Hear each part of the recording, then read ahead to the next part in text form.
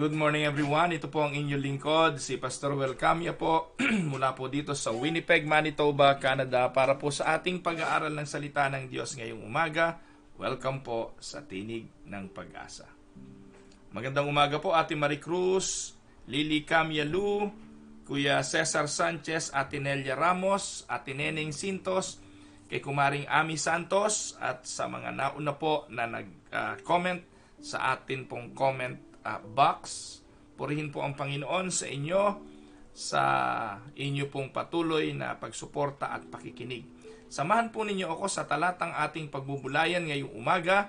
Matatagpuan po ito in the book of Proverbs chapter 25 verse 11. Proverbs 25 verse 11. Ganito po ang ating mababasa. The right word at the right time is like precious gold set in silver. Pagpalain nawa ng Panginoon ang pagkabasang ito ng kanyang banal na salita na sa umaga pong ito'y ating pagbubulayan. Mga minamahal na mga kapatid, meron pong isang kasabihan. At ito po'y ganito. Ang sabi, a joy shared is doubled, but a sorrow shared is half. Ibig pong sabihin, kapag ang kaligayahan daw ay ibinabahagi, ito'y nadodoble. Pero yung kalungkutan, kapag ito'y ibinabahagi, ito po'y nahahati. And I believe that is true. But I also believe that God wants us to take all our burdens not only to people, but first, it must be shared to Him. Ang sabi ng Panginoong Hesukristo, come to me, all of you who are labor and are heavy laden, and I will give you rest. Take my yoke upon you, and you learn from me, for I am gentle and lowly in heart, and you will find rest for your souls. For my yoke is easy, and my burden is light. Matthew 11:28 hanggang 30. Mga kapatid, namumuhay po tayo sa mundong ito na masyadong malupit. May sabihin ka lang konti sa social media, katakot-takot na ho na bash ang iyong matatanggap. Magkamali ka lang ho ng konti, katulad nung sinabi ni Kim Chiu, katakot-takot na pong basher. Kung ano man ang sabihin mo at ito'y malantad sa tao, may iba't iba po silang opinyon. Ako po ng isang araw ay naggawa ng daing na galunggong. Alam niyo po, nag-YouTube ako eh. At alam niyo po ba na ang pinakamaraming views na tinanggap ko ay dahil doon sa daing na galunggong. Ito po ngayon ay nasa 57,000 views. At alam niyo po, yun lang sa galunggong na yun, no? 57,000 views. Yun po yung pinakamarami kong views sa YouTube. At yun po yung nakakatuwa. Pero alam niyo po, ang dami po doon sa views ang nag-comment. Marami po doon sa video na yun na nag-comment. No? Marami po silang comment. Salamat dahil naturuan silang gumawa ng galunggong. Merong nagsabi, nakakainip naman, ang bagal. Yung pacing. Merong nagsabi, naku, ang daming tinik niyan, ang hirap kainin yan. At kung ano-ano pa. Alam niyo po, kahit anong gawin ninyo, talaga ho na you will be experiencing negativity from people. At ito po yung mga bagay na dinadaanan ng bawat isa sa atin. Every day, people in all walks of life are being bombarded by negativity. Napakarami pong tao ang sa halip na maging source of encouragement ay nagiging daan pa ng discouragement. Minsan po nakakasakit ng damdamin at minsan nagagawa po tayong wasakin ng isang salita. Pero ang paalala po ng banal na kasulatan, if you are broken and crushed, then go to somebody who can lift you up. Hindi naman po lahat ng tao basher. Amen? Hindi naman po lahat ng tao sa mundo ay mga negatibo. Meron din namang mga tao na ang intensyon ay magbuhat, magpasan, at mag-encourage. Pero sa lahat ng ito mga kapatid, ang utos ng Biblia, we need to go to Him. Because the Lord, ayon po sa Biblia, sa Psalms 34 verse 18, the Lord is near to the brokenhearted and He saves the crushed in spirit. So kung ikaw ngayon ay brokenhearted and your spirit is crushed, meron pong consolation yan at napakagandang consolation. Ibig sabihin, malapit sa iyo ang Diyos. When we have burden, it's best to take it to the Lord. For He alone can find rest for our souls. And by unloading our heavy burdens upon Him, ang pangako ng Diyos, I will give you rest.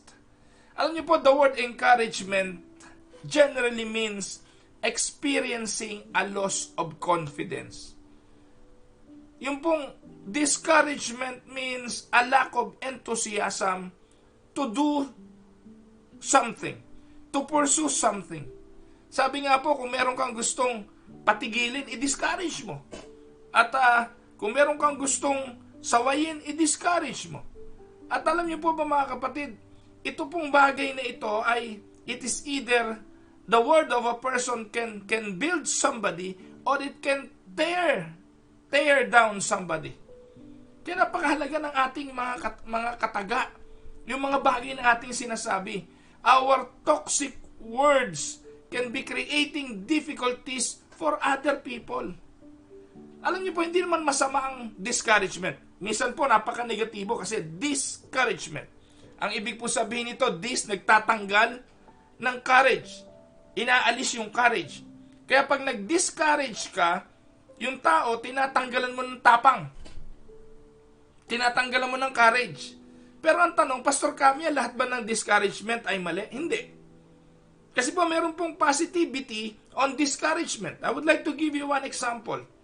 Meron pong lalaking lumapit sa akin at ang sabi niya, Pastor, palagay ko kailangan ko nang iwanan ng aking asawa kasi po ay nakatagpo na ako ng mas maganda, mas sexy at mas kaakit-akit kaysa sa kanya. Ikaw, Pastor, ano sasabihin mo? Are you going to encourage him? Sige kapatid, pursue. Go lang. Suportahan kita. Hindi.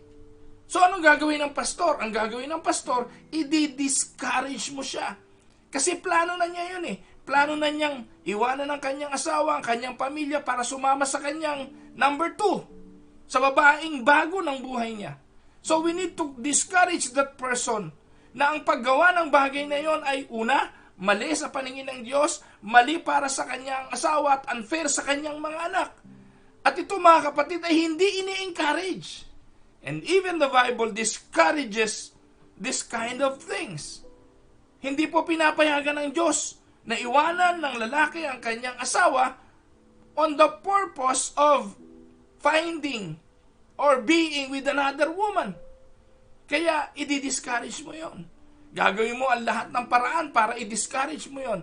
Alam niyo po mga kapatid, meron pong isang karanasan sa buhay ko na may isang babae na kakilala ako na iniwanan ng boyfriend. Naku, yung babae talagang halos broken hearted, gusto na niyang magpakamatay dahil sa nangyari sa kanya. Iniwanan siya ng boyfriend niyang gwapo. Sumama po sa ibang babae. At lungkot na lungkot yung babae. Gusto na raw niyang magpatiwakal. At kung babalik daw uli yung lalaki, kahit siya na lang yung kabit. Can you imagine, no? Kasi sumama na sa iba, nagpakasal na yung lalaki doon sa iba eh.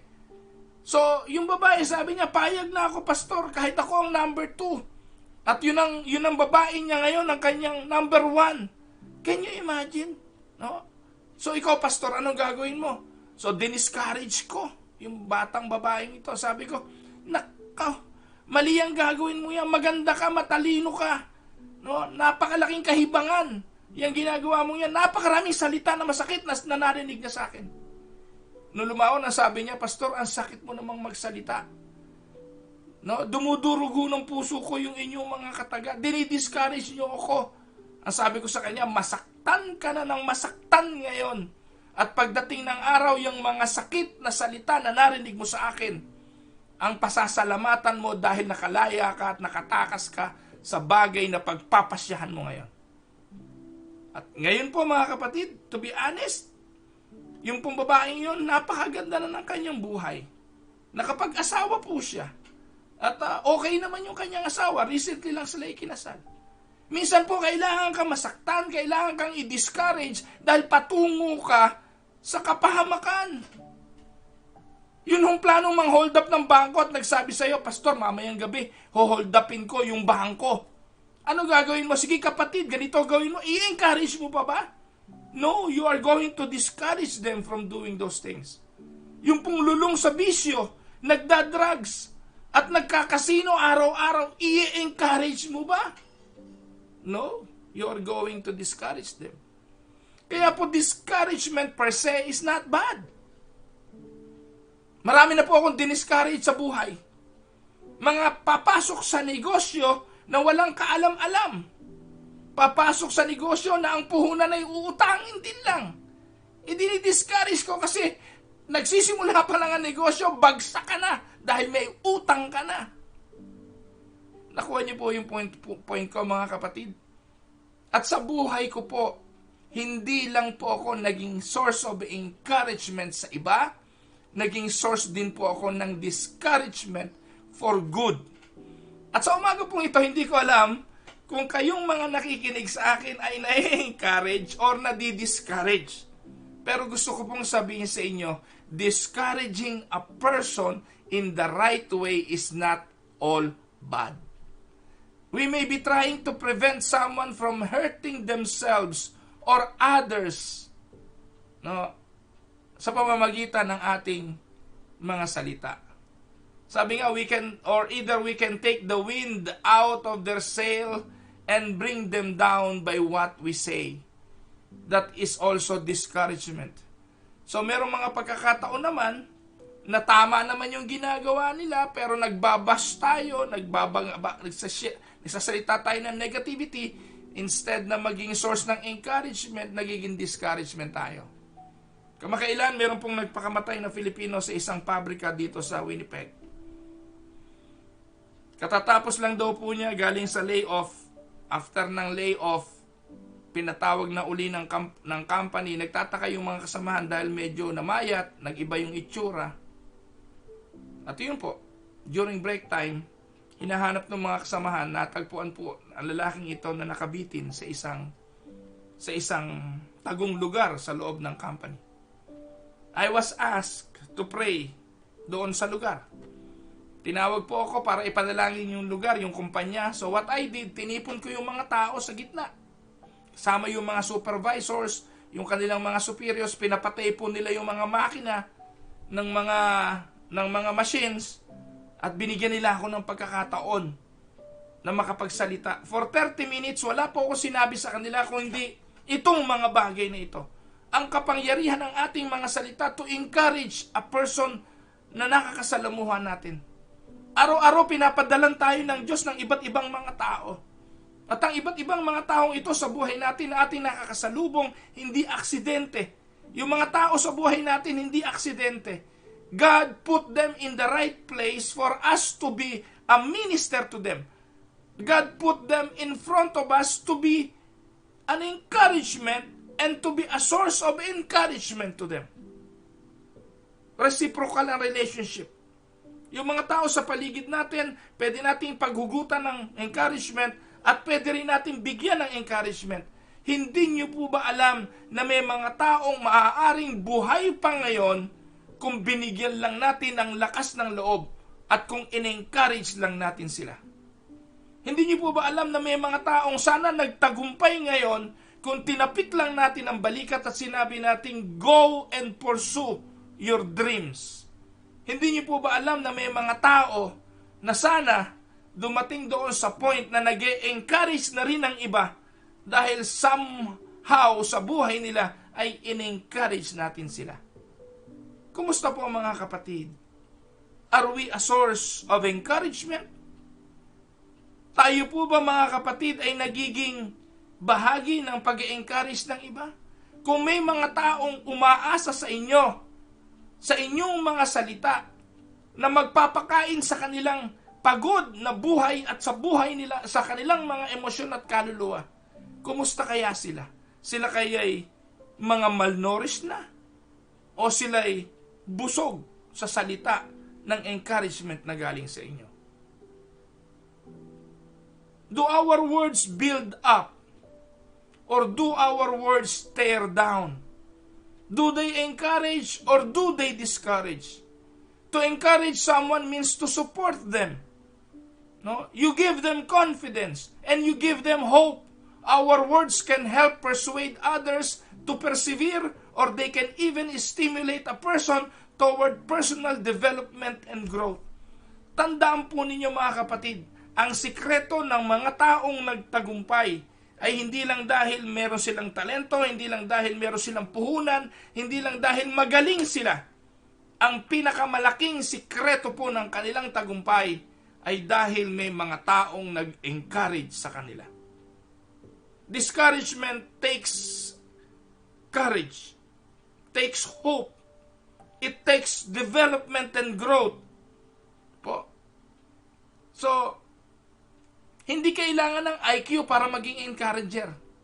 Hindi kailangan ng degree para maging encourager. Hindi kailangan ng mataas na social standing para maging encourager. Hindi po ito nakabase sa race, sa kulay, para maging encourager. Kailangan mo lang buksan ang bibig mo para mag-encourage ng iba. Kapatid, kumusta? Ang buhay natin, are we a source of encouragement? Nang namatay si Moses, mga kapatid, nang namatay si Moses, ang papalit sa kanya ay isang bagito, isang bago sa larangan ng pangunguna. Ito si Joshua. At hindi alam ni Joshua kung ano gagawin niya. So sa panahong ito, Joshua need to replace Moses as a leader of a nation of millions.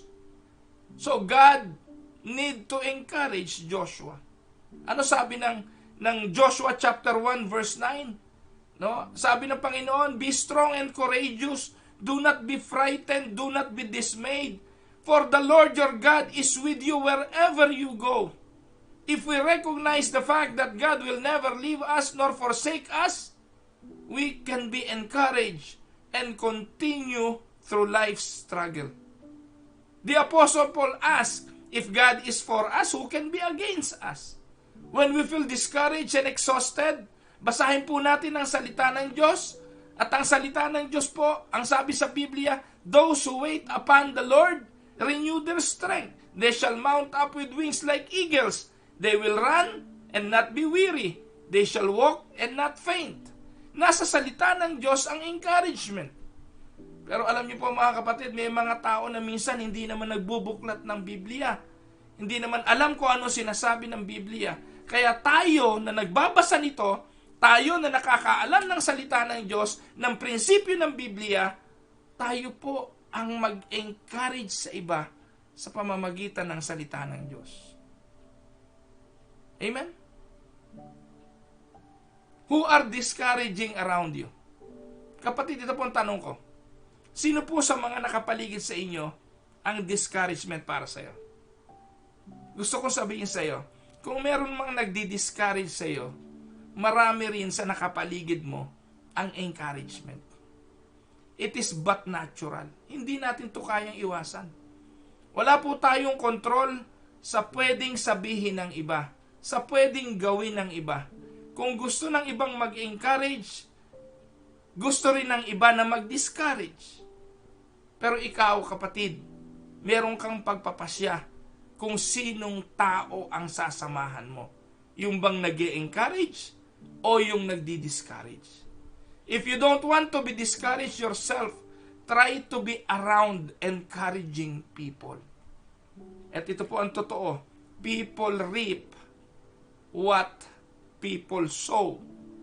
A man reap what he sow. So kung gusto mong umani ng encouragement, ang pinakamagandang gawin, magtanim din ng encouragement. Samahan po natin yung uri ng tao that builds up rather than tearing people's down. Yung mga taong mababait, mga polite, mga courteous, yung mga taong positive in thing more than the negative.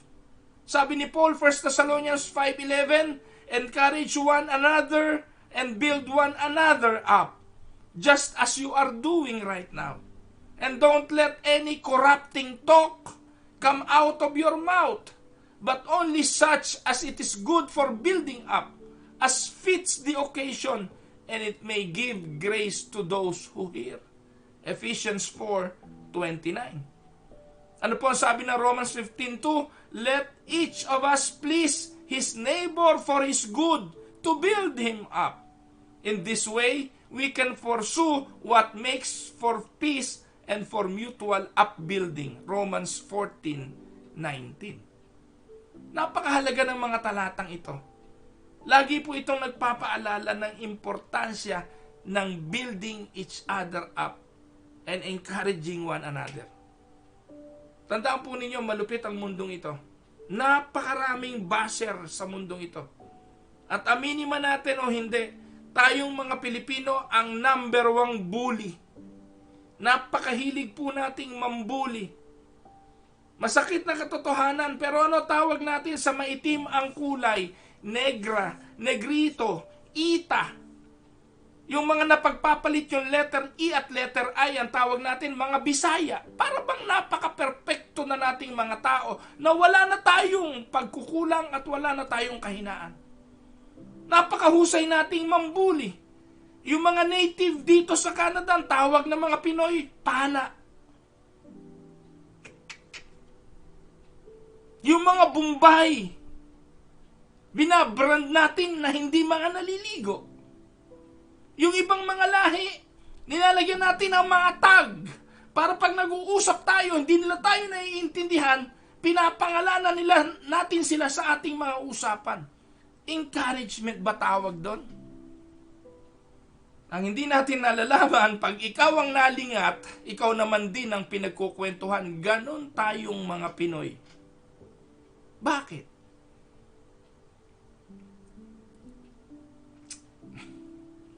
Mga kapatid, Biyernes na po ngayon. Meron po tayong 2 araw na magpapahinga, uuwi ng bahay at magpapahinga kasi rest day. Babalik tayo sa trabaho sa Monday. Magsisimula na naman ang 1 linggo sa ating workplace. Sa lugar kung saan mas mahaba yung oras na ginugugol natin araw-araw. Kasama ang mga kasama sa trabaho, iba't ibang ugali, iba't ibang mga tao. Kumusta tayo bilang mga Kristiyano? How do we exercise our life as a Christian?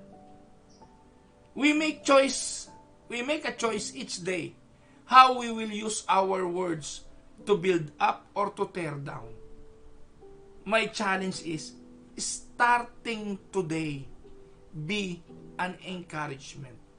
Make a conscious choice that you are going to use your words to make a difference in someone's life. Sabi po ng isang kawikaan, what we have done for ourselves alone dies with us. What we have done for others and the world remain and is immortal. May mga taong patay na, nagsasalita pa dahil sa mga bagay na kanilang ginawa. Paano mo gustong maalala? How do you want to be remembered when you die? Ayan si Pedrong discouragement. Yan si Pedrong masama ang ugali.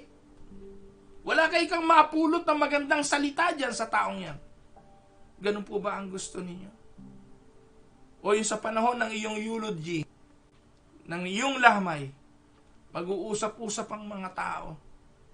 At sa mga pag-uusap na yon, maririnig ng iyong mga anak, ng iyong mga mahal sa buhay, na ang kanilang mga buhay, ang buhay ng mga taong ito'y naging pagpapala at pinagpala dahil sa encouragement na nanggaling sa iyo. Amen? Mga kapatid, hindi kailangan ng special talent to be an encouragement. Sabi nga, a tap on the shoulder is only a small vertebrae away from a kick in the butt. Pero ang difference nito, napakalaki. Simulan po nating tumapik-tapik. Hindi lang yun sa laging balikat natin ang ating pinatapik at pinalalakas. May panahon na yun naman balikat ng iba ang ating palakasin at ating patibayin. Amen? Purihin po ang Panginoon. Tayo po'y dudulog sa pananalangin. Samahan po ninyo ako at sama natin sa prayer ang mga nasa comment. Babasahin ko lang po yung ilan. Si kapatid na Mariví Frias, patuloy niyo pong include sa panalangin ng aking asawa. Today po ang kanyang medical. Nawa po maging maganda ang result. Sama po natin sa prayer. Ayan. So yung iba naman po ay mga pagbati lang at wala naman pong prayer request akong nakita sa ating mga comment. So sama niyo po sa prayer si Ate Marie Cruz, ang kanyang tuhod, ang patuloy na kagalingan para kay Ate Evelyn at kay Kuya Ding Cruz. Si Ate Flor de Lisa Maines, ang kanyang mga anak at mga apo na nasa Dubai. Si Ate Mirna Sinfuente, prayer para sa kanyang eye surgery, kay Kuya Nestor at kay Ay Advincula.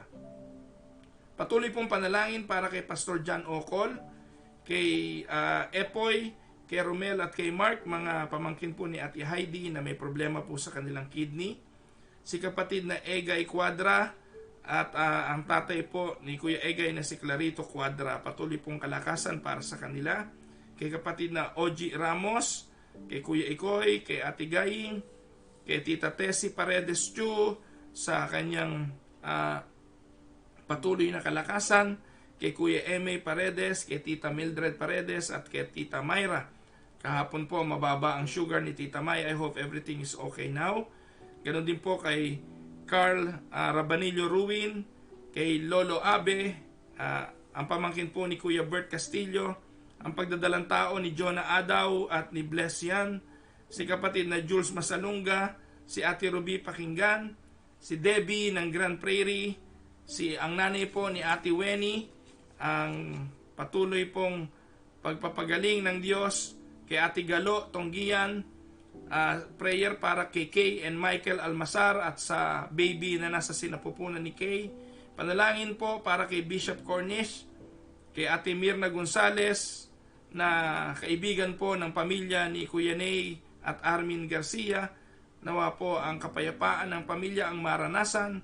Prayer din para kay Ann, na nanay po na anak po ni Ate Mirna Gonzales. Patuloy pong kalakasan kay Ate Mayet Rodriguez. Pasasalamat sa kaarawan ng Tatay Lole Atanasio at patuloy pong kalakasan para sa kanya. Pagpapala para kay Tatay David at kay Kuya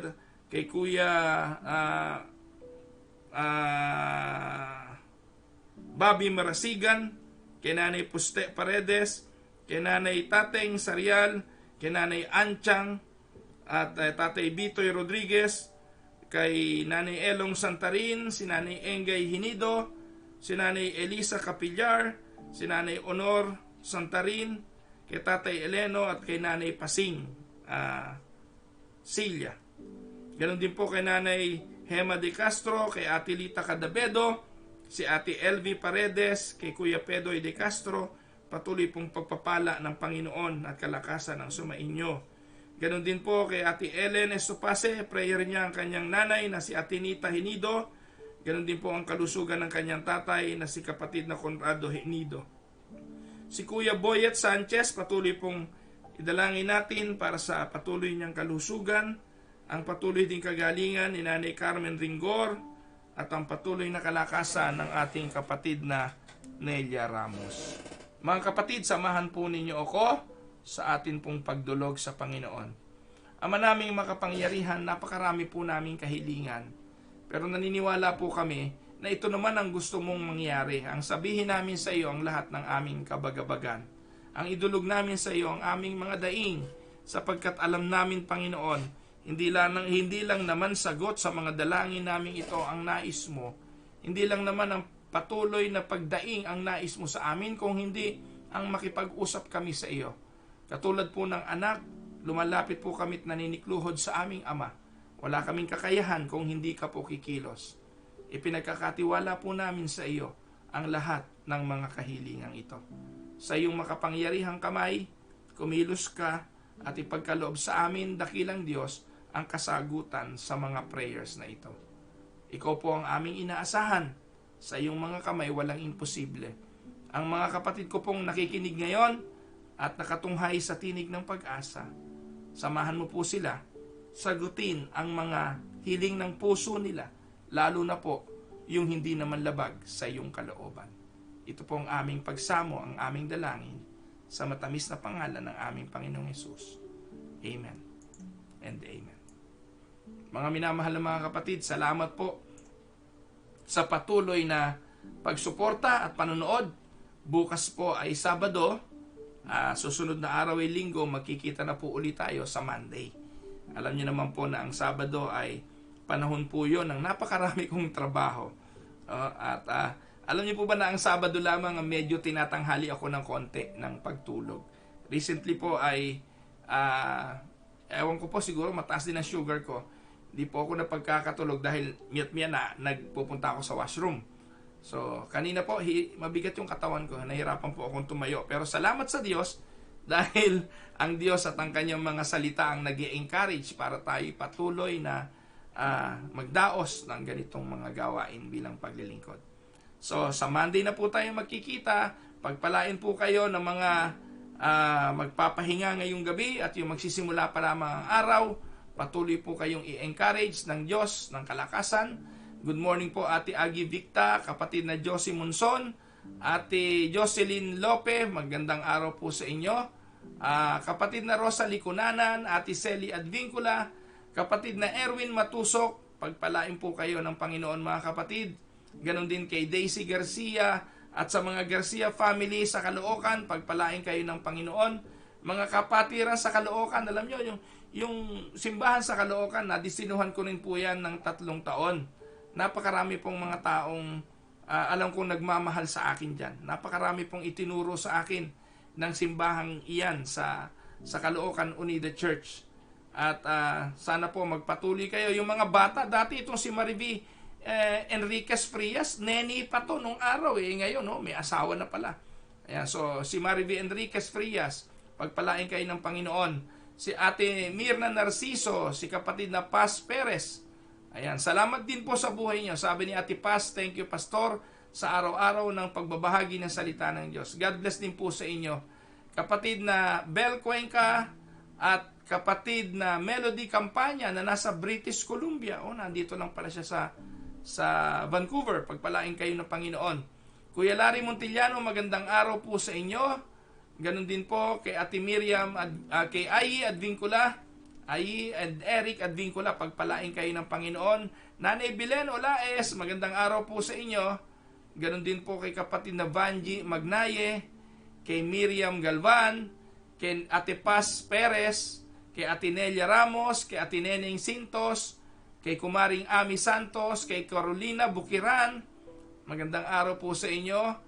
Kay Ate Nene Enriquez, kay Ate Mirna Sapitan, kay Ate Elvie Paredes, kay Bernadette Causaren, kay Ate Malu Pasco, ayan, magandang araw sa inyo, kay Kuya Emil Serrano, kay Ate Maricruz, kay Kuya Dol Paredes, kay Ate Telly Hernandez, kay Ate Miriam de Guzman. Ayan, ang sabi po ni Ate Jocelyn Lope, maraming salamat sa word of encouragement, Pastor. Yan po ang kailangan na kailangan ko ngayon. Salamat po sa Diyos.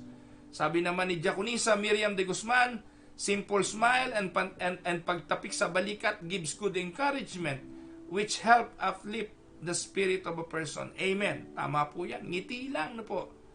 Marami pong salamat, Bishop, sa prayer. Sabi ni Ate Maricruz, okay na daw po si Tita May. Thank you sa prayer. Ate Myra Paredes Libertino, ang mga taga-Aristocrat Restaurant, si Brother Dong Kalunya at ang mga manggagawa ng Aristocrat. Si Ate Maricardin sa kanyang kalusugan at dialysis niya. So si Maricar Enriquez, sama rin po natin sa prayer.